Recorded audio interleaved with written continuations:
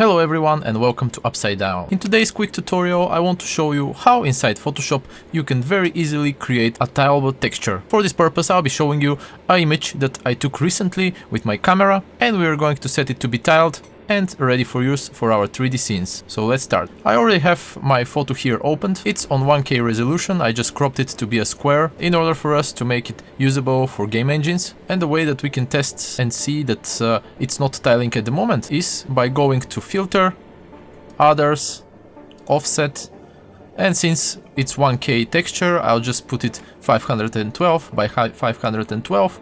I'll click OK, and we can see now that we have here all these seams. There are a few different ways how we can hide those seams. First way of doing it is by going to our rectangular selection tool, selecting around the seam that we want to remove, and after that hitting Shift plus F5, which opens Fill, or we can also go to Edit, Fill.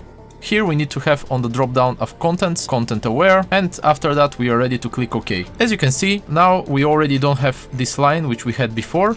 Of course, you can see that there are some places where it's repeating the same element, so you really need to take a look for elements that are being repeated like this and fix them by hand. The way that we can fix such things is either by again selecting and repeating the same process, or by using our spot healing brush. I'll go on the side for brushes, select spot healing, I'll make it a little bit smaller, and now when I click on it, you can see that it replaced it with another element. This is also a very nice and easy way that you can fix some of those issues, or you can fix as well some of these seams. Another tip is that if you're seeing that Photoshop is struggling with finding a correct spot from where to take the information and replace it, you can always help it a little bit by using the clone stamp brush.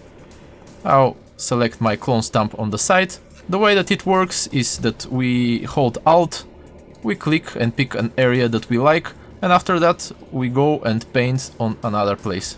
We can repeat the same process from a couple of different areas, and this way we can add more randomization to our textures. At the end, when we are ready with all the modifications that we wanted to do, we can again go to Filter, Others, Offset, and again give the same values so that we can return the texture back to normal.